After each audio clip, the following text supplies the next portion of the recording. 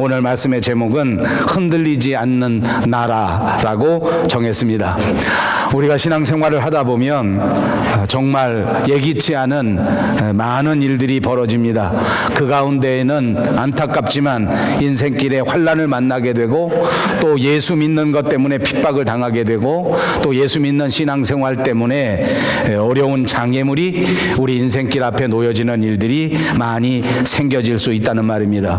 이 히브리서는 특별히 예수를 믿고 극심한 핍박을 당한 사람들을 위해서 끝까지 믿음을 포기하지 않고 그 믿음을 지켜나가라 하는 권면으로 유대인 그리스도인들에게 주신 말씀을 기록된 성경입니다. 이제 이 유대인 그리스도인들은 예수를 믿고 예수님을 영접해서 그리스도인이 되었는데, 예수님을 믿는 그것 때문에 그 삶에서 정말 예기치 않았던 많은 어려움들을 당하게 되고 겪게 된 것입니다. 때로는 예수 믿는 것 때문에 매를 맞고, 때로는 예수 믿는 것 때문에 심각하게 생명의 위협을 겪는 사건들이 벌어지고 또 그런 것들을 체험하게 된 것입니다. 그러니까 그들은 자연스럽게 정말 이 믿음을 내가 꼭 가져야 하는가, 내가 정말 이래도 계속해서 이 예수를 믿어야 되나 하는 의심이 들게 되고 회의에 빠지게 되었습니다. 그리고 그 가운데 많은 사람들은 이제 내가 이렇게 어려움을 당할 바에야, 이렇게 핍박을 당할 바에야 내가 예수 믿는 것을 포기하는 것이 맞지 않겠는가라고 생각하는 그런 심각한 유혹에 빠지게 되는 사람들도 많이 있었습니다. 이런 상황 속에서 오늘 히브리서를 기록한 히브리서 기자는 어떻게 하든지 우리가 계속해서 예수 믿는 그리스도의 삶에서 벗어나면 안 된다, 우리는 어떻게 하든지 계속해서 예수님을 붙들고 은혜를 붙들고 믿음을 붙들고 살아야만 한다, 그래서 끝까지 견디고 끝까지 참아내서 예수 그리스도께서 우리에게 예비하신 아름다운 승리를 받는 사람들이 되어야 한다라고 우리를 권면해 주는 것입니다. 여기 오늘 성경 본문을 통해서 우리는 다시 한번 우리가 이렇게 끝까지 믿음 생활해야 되는 결정적인 이유가 어떤 것인가, 그리고 또 우리가 믿다가 포기하면 결코 안 되는 것인데 왜 포기하면 안 되는 것인가, 그리고 우리가 이렇게 끝까지 믿음을 지키기 위해서는 어떤 믿음의 모습을 가져야 하는가 하는 것을 한번 살펴보려고 하는 것입니다. 우선 결론적으로 말씀드리면, 이 성경 말씀에서 우리가 결정적으로 이런 환난 속에서도 핍박 속에서도 예기치 아니하는 어려움 속에서도 끝까지 믿음을 포기하지 말아야 되는 이유를 가르쳐주고 있는데, 그 이유가 오늘 본문에 말씀한 것처럼 우리가 흔들리지 않는 나라를 받았기 때문입니다. 정말 엄청난 말씀입니다. 우리가 흔들리지 않은 나라를 받았다. 옆에 있는 분들과 인사합니다. 우리는 흔들리지 않는 나라를 받았습니다. 우리가 예기치 못했던, 예상할 수 없었던 엄청나고 놀라운 말씀이 분명합니다. 우리가 받았습니다. 나라를 받았는데 그 나라가 흔들리지 않는 나라라는 것을 말해주는 것입니다. 우리는 과연 어떻게 이 흔들리지 않는 나라를 받았고, 우리가 흔들리지 않는 나라를 받았다면 과연 어떤 신분이 되고 어떤 태도를 가져야 하고 어떻게 살아야 하겠는가 하는 것이 오늘 성경에서 가르쳐주는 내용입니다. 첫 번째로 우리가 받은 나라를 생각합니다. 그것은 흔들리지 않는 나라라고 말씀했습니다. 이 말씀을 들어보니까 이 말씀의 반대편에는 반대의 나라도 있을 수 있다는 것을 예상해 볼 수 있습니다. 다시 말하면 흔들리지 않는 나라가 있다는 것은 흔들리는 나라가 있다는 것을 가르쳐 주는 것입니다. 오늘 이 시대를 살아가는 우리 현대인들은 어떻게 하든지 세상이 흔들리지 않고 안정되게 살기를 바라고 있습니다. 모든 사람들이 평화와 안정이 정착되기를 기대하면서 사는 것이 우리의 삶의 모습입니다. 미국 사람도 그렇습니다. 캐나다 사람들도 그러합니다. 우리 조국 한국의 사람들은 훨씬 더 그렇습니다. 전쟁의 위협이 없는, 재난의 위협이 없는 안정된 삶을 살기를 바라고 있단 말입니다. 그럼에도 불구하고 우리가 살아가는 세상은 그렇지만은 않습니다. 어찌 보면 반대로 흔들리는 나라, 바람이 잘 날이 없는 나라의 모습을 우리에게 보여줍니다. 우리 조국은 우리가 너무나 잘 아는 것처럼 지금 남한과 북한의 정상들이 서로 만났고 계속해서 고위급에 해당하는 사람들이 회담을 벌이고 있습니다. 어제는 미국의 중요한 사람이 북한에 방문해서 북한의 중요한 사람들과 만나 또다시 안정과 평화를 위하여 서로 논의했다고 합니다. 이제는 많은 사람들이 이런 회담의 결과 때문에 우리나라가 안정되고 평화를 얻을 수 있을 것이라고 낙관하는 시대가 아닌가 싶습니다. 많은 기대가 있습니다. 솔직히 말씀드리면 저도 정말 간절히 바랍니다. 이번 기회를 통해서 우리 조국이 안정된 삶을 살아가고 많은 사람들이 평화 가운데에서 번영할 수 있는 특별한 기회가 되기를 기도하고 간구하고 있습니다. 그럼에도 불구하고 솔직하게 말씀드리면 확실한 것은 하나도 없습니다. 이렇게 평화가 올 것 같은 그런 기대가 있지만 그 와중에도 미국과 중국은 경제의 주도권을 놓고 심각한 전쟁을 벌입니다. 서로 관세를 폭탄으로 관세 폭탄을 한다고 해서 경제 전쟁을 벌이고 있는데 이것은 총칼을 든 전쟁 못지않은 큰 전쟁입니다. 유럽에서도 얼마 이제 앞으로 가면 이런 일들이 미국과 더불어 벌어질 것인데 이것은 무엇을 말하는 것입니까? 미국같이 세계의 가장 큰 강대국 중국처럼 이렇게 세계 1위가 된 나라조차도 그 나라의 경제 수준이 안정되지 못하고 흔들리고 있다는 것입니다. 미국은 중국 때문에 흔들려서 못 살겠다고 합니다. 미국은 유럽 때문에 손해를 봐서 자기 나라의 경제가 흔들려서 도저히 살 수 없기 때문에 이렇게 칼을 빼들고 그들과 전쟁과 비슷한 이런 일들을 벌이는 것 아닙니까? 중국도 똑같습니다. 자기 나라가 성장하기는 했지만 그 가운데서 경제적인 문제, 정치적인 문제는 그만큼 비틀거리고 있기 때문에 이런 일들에 대하여 서로 전쟁 수준의 이런 갈등을 빚을 수밖에 없다는 것입니다. 예수님께서는 마태복음 24장 7절에 우리에게 말씀하시기를 민족이 민족을 나라가 나라를 대적하며 일어나겠고 곳곳에서 기근과 지진이 있을 것인데 이 모든 것이 이 마지막 재난의 시작이 된다고 가르쳐 주신 적이 있습니다. 이제 우리 세상은 계속해서 흔들릴 수밖에 없다는 것입니다. 이제 우리는 계속해서 불안한 상황이 벌어지고 나라와 나라끼리 서로 대적하며 전쟁하며 기근이 생겨지고 재난이 생겨지고 지진이 발생하고 산불이 발생하고 폭풍이 나타나서 이 모든 일들이 우리를 위협할 것인데 이것이 세상의 마지막이 될 것이라고 경고해 주신 말씀입니다. 모래 위에 집을 세웁니다. 그러면 그 기초가 튼튼하지 못하기 때문에 비바람 칠 때 그 집은 견딜 수가 없는 것입니다. 깊이 뿌리를 내리지 못한 나무는 비바람 홍수가 나면 견디질 못합니다. 신뢰와 사랑으로 뿌리 내리지 못한 가정, 그 어떤 공동체라도 핍박이 오고 어려움이 오면 견디지 못합니다. 그 사람들이 흔들리면, 그 가정이 흔들리면, 그 교회가 흔들리면 그것은 정말 미래를 기대할 수 없는 것입니다. 오늘 성경에서는 우리가 이렇게 흔들리는 나라 가운데 살아가지만 우리 믿는 사람들에게 하나님이 주신 아름다운 선물, 흔들리지 않는 나라가 있다고 말씀해 주신 것입니다. 우리는 하나님 앞에서 나라를 받았습니다. 우리는 하나님께로부터 흔들리지 않는 나라를 받은 줄로 믿습니다. 나라를 받았다는 것은 무엇입니까? 왕권을 받았다는 것을 의미합니다.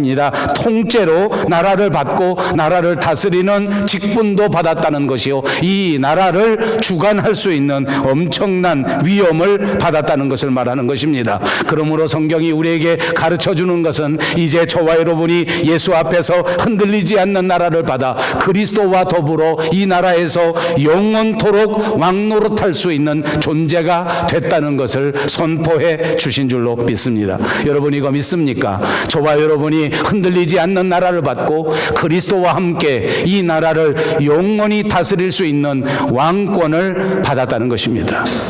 여러분이 왕과 준하는 신분이 됐다는 것입니다. 얼마나 놀라운 신분인지 모릅니다. 얼마나 놀라운 특권인지 모릅니다. 왕권이 무엇입니까? 우리 사람이 살아가는 인간 생활 가운데 아마도 가장 지극한 존엄이 있다면 그것이 왕일 것입니다. 왕의 지위, 왕의 권위, 왕의 말씀, 이 세상 그 어떤 것과도 비교할 수 없는 지극한 존엄의 상태를 말하는 것입니다.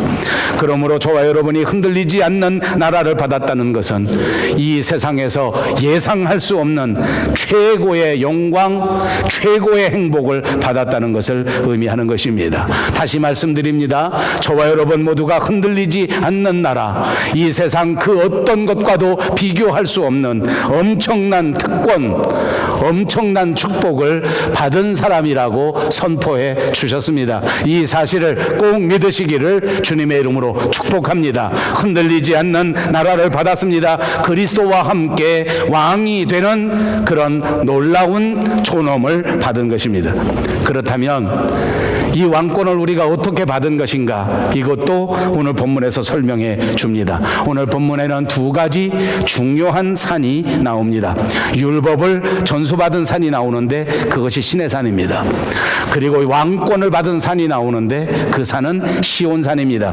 그래서 어느 성경학자는 말하기를 이 시내산과 시온산을 서로 비교해서 우리에게 설명해 주면서 우리의 구원의 완성을 가르쳐 준다라고 말했습니다. 그리고 이것은 나아가서 이 시내산과 시온산이 상징하는 바가 있는데 그것이 바로 우리가 믿고 있는 성경 구약과 신약을 의미하는 것이다 라고 말하는 학자들도 있습니다. 시내산은 어떤 산입니까? 모세가 그 산에서 십계명 율법을 받은 산입니다. 시온산은 어떤 산입니까? 예루살렘에 있는 산인데 이 산은 상징적 의미가 있는, 다시 말해서 예수님이 계시는 산을 말하는 것이 시온산입니다. 모세가 시내산에서 율법을 받을 그때 당시를 생각해 봅니다. 이 시내산이라고 하는 것은 모세가 하나님 앞에 나아가 이 율법을 받은 산인데 그 율법을 받은 산을 한번 상상해 보십시다. 그 산의 모습, 그 산의 분위기, 한마디로 말하면 엄중, 존엄입니다. 엄중한 산입니다. 이 산에서 하나님 앞에 율법을 받을 때에는 정말 하나님의 놀라우신 권위가 나타나고 우리 모두의 조용히 권위 있게 이 율법을 받는 그런 분위기를 연출했습니다. 두려움이 있습니다. 엄청난 두려움 가운데 이 시내산에서 율법을 받게 된 것입니다. 모세를 제외한 그 어떤 사람도 이 시내산에 들어올 수가 없었습니다. 오늘 성경의 본문에 보니까 사람뿐만이 아닙니다. 어떤 짐승일지라도 이 순간 허락 없이 이 시내산에 들어왔다가는 죽음을 면치 못할 것이라고 기록해 두었습니다. 그러니까 아무나 갈 수 있는 곳이 아닙니다. 죄인들이 함부로 들어갈 수 있는 것이 아닙니다. 그냥 장난삼아 왔다 갔다 할 수 있는 곳이 아닙니다. 정말 경건한 사람만이 정말 중요한 모습으로, 가장 심각한 모습으로 이 시내산에서 하나님이 주신 율법을 받았습니다. 그 산의 모습은 정말 존엄 그 자체, 경건 그 자체였습니다. 우레가 있었고 번개가 있었습니다. 빽빽한 구름이 산 위에 가득 차고 있었습니다. 그리고 산 위에서는 소리까지 들립니다. 나팔 소리가 들렸습니다. 이 소리를 들은 백성들은 정말 두려움에 벌벌 떨게 되었습니다. 더 이상은 아무 소리도 듣고 싶지 않았습니다. 너무너무 무서워서 그 자리에 있는 것 자체가 견디기 어려운 상황이었습니다. 하나님이라고 할지라도, 주님의 음성이라고 할지라도 더 이상은 도저히 무서워서 들을 수가 없었다. 그것이 오늘 성경의 내용입니다. 너무너무 두려움 때문이었습니다. 율법은 그렇게 두려움 속에 우리에게 주어졌습니다. 하나님의 법을 말하는 것입니다. 하나님의 말씀을 말하는 것입니다. 이 율법은 하나님의 말씀이 두려움 가운데 우리에게 임하셨고, 이 율법의 한 점이라도, 한 획이라도 우리가 어기게 된다고 하면 그것은 바로 하나님 앞에 용서받을 수 없는 엄중한 죄가 되고, 그 죄의 결과는 한 사람도 예외 없는 죽음 그 자체였습니다. 그래서 이 백성들은 시내산을 생각할 때마다 두려움이 우리 마음속에 들어올 수밖에 없습니다. 그래서 저와 여러분의 여러분의 믿음 생활에서 가장 중요한 요소 가운데 하나는 경외함인데, 그 말은 다른 말로 하면 두려움이라고도 말할 수 있습니다. 우리는 언제나 두려움 가운데 하나님의 말씀을 받고 있습니다. 우리는 언제나 두려움 속에서 하나님의 은혜를 기대하고 있는 것이 우리의 현실입니다. 그래서 이 시내산은 우리가 가지고 있는 두려움을 상징하는 내용이라고 말할 수 있습니다.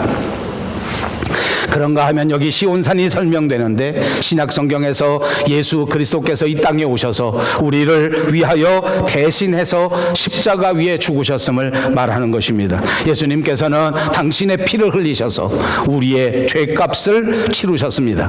죄를 지은 인간 저와 여러분이 이 모든 책임을 져야 당연한 것인데, 그리스도께서 하나님 앞에서 대신 우리의 죄를 짊어지시고 하나님이 주시는 심판을 대신 받으신 것입니다.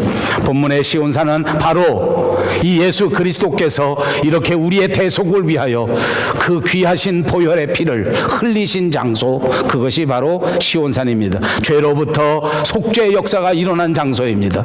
구원의 역사가 이루어진 장소입니다. 구약 시대에는 이곳이 두려움의 상징이었다고 하면, 신약 시대의 시온산은 용서와 구원이 우리에게 보여지는 상징의 장소가 된 것입니다. 그러므로 사랑하는 여러분, 저와 여러분은 오늘 예수 그리스도의 은혜 가운데 시내산에 있지 아니하고 시온산에 있는 것입니다. 이것이 복음이 우리에게 전해준 것입니다. 여러분을 축복합니다. 더 이상 우리는 시내산에서 주님을 두려워하고 벌벌 떨고 있는 존재가 아니라 이 시온산에서 예수 그리스도와 더불어 주님이 우리에게 베풀어 주신 그 구원의 은혜 가운데, 그 사랑의 은혜 가운데 주님과 더불어 영원토록 왕노릇할 수 있는 존재가 된 것을 믿으시기를 바랍니다. 이제 구원의 자리로 옮겨온 것입니다.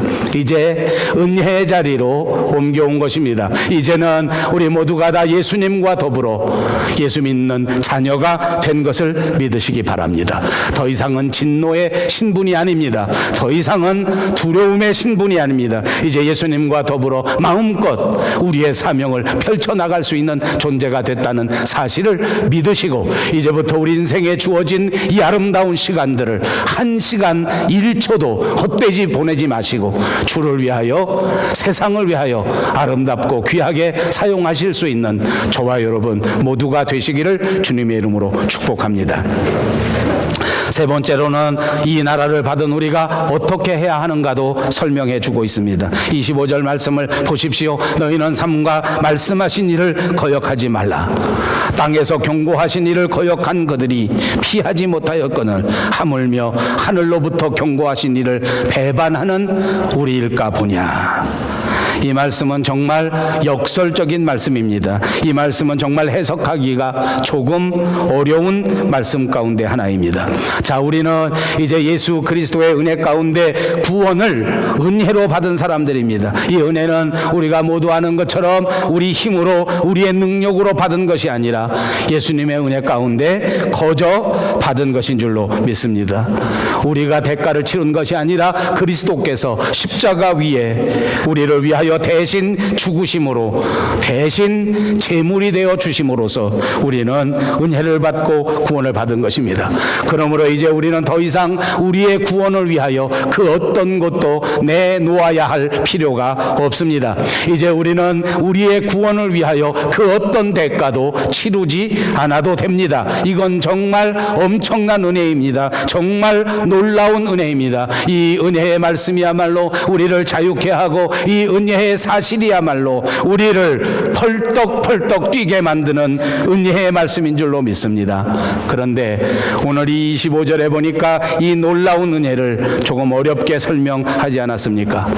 구약 시대에는 이 두려움 속에서 모세를 통해서 율법의 말씀을 받았는데, 완전한 구원을 이룰 수 없는 그 율법을 받은 사람들도 만약 이 율법이 잘못되고, 만약 이 율법을 그대로 순종하지 아니하고, 만약 이 율법의 말씀에서 벗어나게 되면 여지없이 이스라엘 백성들이 하나님의 심판을 받았는데, 하물며 그보다 훨씬 더 위대한 엄청난 구원을 받은 저와 여러분이 그 은혜를 배반하고 그 구원을 배반한다고 하면 그 하나님의 심판과 그 하나님의 진노를 피할 수 있겠느냐, 이 말입니다. 예수님은 하나님에게서 볼 때에 하나밖에 없는 정말 귀한 독생자 외아들이십니다. 하나님이 인간을 사랑하시고 인간을 구원하시기 위해서 이토록 소중한 단 하나밖에 없는 당신의 아들을 내어 놓으신 것입니다. 하나님께 있어서는 가장 소중한 존재를 내어주신 것입니다. 이제까지 우리에게 보내주신 선지자들과는 도저히 비교할 수 없는 것 아닙니까? 우리가 아는 것처럼 천사들과도 결코 비교될 수 없는 존재, 온 천하를 주고도 살 수 없는 가장 소중한 존재, 독생자 예수 그리스도를 우리에게 주셨습니다. 이것은 하나님께서 우리에게 보여주신 엄청난 사랑입니다. 이것은 하나님만이 우리에게 보여주신 엄청난 은혜인 줄로 믿습니다. 측량할 수 없는 은혜요, 다함이 없는 은혜입니다. 이제 우리는 이 엄청난 은혜를 받았으므로 더 이상 어둠에 얽매이면 안 됩니다. 더 이상 죄와 관계되는 생활을 살아서는 안 됩니다. 이렇게 엄청난 은혜를 받았으면서 아무것도 받은 것이 없는 사람인 것처럼 세상적으로 살아가면 결코 안 된다는 것을 말하고 있는 것입니다. 여러분, 이거 믿습니까? 하나님이 이토록 귀한 대가를 치르시고 당신의 독생자 예수 그리스도를 우리에게 주시면서까지 우리를 구원하셨는데 구원받은 사람답게 살아야 되지 않겠느냐는 말입니다. 이토록 엄청난 대가를 치르고 여러분을 사셨는데 과연 하나님 앞에 부끄러움이 없는 삶을 살아야 하지 않겠습니까? 이제 우리가 바라보아야 할 것은 오직 하나님이요, 우리가 따라가야 할 길은 오직 하나님의 말씀이요, 우리가 소원해야 할 것은 오늘 성경 본문에서 가르쳐 주신 것처럼 은혜를 사모하는 일입니다. 은혜를 받아야 합니다. 그래서 신학자 칼빈은 이것을 우리에게 말할 때 불가항력적인 은혜라고 표현했습니다. 칼빈의 5대 교리 가운데 가장 중요한 교리를 차지하는 불가항력적 은혜를 말한 것입니다. 거부할 수 없는 은혜, 어느 누구도 거부해서는 안 되는 은혜, 어느 누구도 저항할 수 없는 은혜, 어느 누구도 저항해서는 안 되는 은혜, 어느 누구도 이 은혜 앞에 딴소리를 할 수 없는 은혜, 그것이 저와 여러분에게 주어진 하나님의 은혜입니다. 이 사실을 믿으십시오. 오늘도 안타깝게도 많은 사람들이 은혜가 진짜냐 가짜냐 내게 보여달라, 보여주지 않으면 믿지 못하겠다. 필리핀의 대통령은 하나님이 계신 것을 증명해주면 내 대통령직을 주겠다. 이것이 저항하는 것입니다. 이것이 저항할 수 없는 은혜를 거부하고 있는 사람들의 모습입니다. 여러분, 이런 사람들은 어떻게 되겠습니까? 이 불가항력적인 은혜를 끝까지 거부하고 끝까지 저항한다면 어떻게 되는 것입니까? 그것이 오늘 본문 25절에 주시는 말씀입니다. 이 사람들은 도저히 방법이 없다는 것입니다. 오늘 우리 현대 교회는 이 구원의 은총을 정말 잘못 해석합니다. 그리고 잘못 이해하고 있습니다. 예수 그리스도의 은혜가 너무나 크기 때문에, 예수님의 은혜는 너무나 아름답기 때문에, 예수님의 은혜는 십자가 위에서 우리에게 거저 주신 것이기 때문에 우리는 아무 책임이 없다, 우리는 아무 의무가 없다. 그래서 우리는 우리 마음대로, 우리가 원하는 대로, 우리가 바라는 대로 그냥 살면 된다라고 생각하는 일들이 많습니다. 그리고 교회 다니는 사람들은 또 말합니다. 내가 죄를 짓지만 죄를 아무리 범해도 십자가 위에서 예수님이 완전히 용서했기 때문에 우리에게는 심판이 없다. 그러니까 우리가 조금은 잘못 살아도 예수님은 끝까지 우리를 용서하신다고 주장합니다. 여러분, 과연 정말 그럴까요? 물론 우리가 예수를 믿고 교회를 다니면서 이제 하나님의 자녀가 됐지만 그럼에도 불구하고 금방 완전해지는 것은 아닙니다. 그러므로 우리가 교회를 다니면서도 약할 수 있습니다. 그러므로 우리가 예수를 믿은 후에도, 직분을 받은 후에도 약한 모습을 보일 수가 있습니다. 그러다가 어떨 때 잘못했을 때에는 넘어질 수도 있는 것입니다. 또다시 죄를 범할 수도 있습니다. 실패할 수도 있습니다. 그러나 주님은 우리를 사랑하셔서 우리의 약점을 불쌍하게 보시고 이 모든 죄도 용서해 주실 것입니다. 근데 여러분 명심하십시오. 이 하나님의 은혜는 정말 종말론적인 은혜입니다. 언제 끝날지 모릅니다. 여러분, 우리가 하나님 앞에 은혜를 받고 하나님 앞에 최선을 다하는 최선의 삶은 지금 이 순간이 바로 종말이 될 수밖에 없다는 것을 명심하고 살아야 합니다. 오늘 또 다시 내일 기회가 있을 것이라고 생각하는 것은 올바른 태도가 아닙니다. 지금 이 순간이 주님 앞에 충성할 수 있는 마지막 기회입니다. 지금 이 순간이 주님만 붙들고 주님과 더불어 살아갈 수 있는 마지막 순간인 것입니다. 지금 이 순간이 하나님 앞에 아름다운 열매를 드릴 수 있는 그 마지막 순간이라는 사실을 믿으시기를 바랍니다. 지금밖에 없습니다. 오늘 이 순간밖에 없습니다. 오늘 이 시간 우리가 이 하나님의 은혜에 반응하지 못하고, 오늘 이 시간 이 하나님의 말씀에 순종하지 못하고, 오늘 이 시간 이 하나님의 은혜에 내 자신을 완전히 내어드리지 못한다면, 우리가 하나님 앞에 올바로 서지 못한다면 이제 내일에는 우리 앞에 기회가 없을지도 모릅니다. 더 이상 하나님 앞에 길이 없어질지도 모릅니다. 그러므로 오늘 이 말씀 가운데 저와 여러분 꼭 은혜를 받으시기 바랍니다. 지금 이 순간 이 은혜를 놓치면 더 이상 내게 구원의 은혜가 오지 않을 수도 있다. 오늘 이 순간 충성의 기회를 놓치면 내가 하나님 앞에 아름다운 열매를 맺을 수 있는 기회가 없다. 지금 이 순간 내 마음을 하나님 앞에 온전히 내어놓지 못하면 내 평생 다시는 하나님 앞에 온전히 설 수 있는 시간이 없을 수 있다. 아멘. 이 구원의 은혜, 이 놀라우신 하나님의 역사는 한편으로 두려운 것이고 또 다른 한편으로는 정말 감격스러운 역사입니다. 우리가 과연 무엇이 간대? 저와 여러분이 과연 누구이기에 주님은 오늘도 또다시 새로운 기회를 주시고 오늘도 또다시 새로운 은혜의 말씀을 주셔서 이 순간 다시 결단하게 하시는 것인가? 오늘 이 순간 다시 한번 하나님 앞에 온전한 그리스도인으로 거듭날 수 있도록 만들어 주시는 것인가? 오늘 이 시간 우리에게 주어진 사명을 분명하게 깨닫고 그 사명으로 살아갈 수 있는 결단을 이루게 하시는 것인가? 하나님께서 우리에게 주시는 한없는 은혜요 한량 없는 사랑인 것을 믿으시기를 바랍니다. 오늘 구원을 잘못 이해하면 안 됩니다. 오늘 은혜를 잘못 이해하면 안 됩니다. 잘못 생각해서 지금 이 순간도 하나님 앞에 응답하지 못하고 지금 이 순간도 하나님 앞에 반응하지 못한다면 우리는 정말 후회스러운 결과를 맞이할지도 모릅니다. 사랑하는 여러분, 하나님의 거룩한 성 새 예루살렘 시온 성에 있는 저와 여러분, 우리는 모두가 흔들리지 않는 나라, 영원한 나라를 받은 사람들입니다. 더 이상 흔들리는 나라, 세상적인 나라를 벗어나셔서 흔들리지 않는 나라, 주님과 더불어 살아가는 새로운 삶을 살아야 할 책임이 저와 여러분에게 있다는 사실을 믿으시기를 바랍니다. 이제 믿기로 했기 때문에, 나는 천국 티켓을 분명히 확보했기 때문에 이제부터는 내 마음대로 살아도 된다. 내가 필요하면 내가 원하는 대로 해도 된다. 교회 다니지만 그러나 나는 내 마음대로 중요한 일은 다 내가 하고 싶은 대로 하겠다. 아닙니다. 여러분, 흔들리지 않는 나라를 받았습니까? 흔들리는 나라를 받은 사람보다 훨씬 더 큰 사명이 있는 것입니다.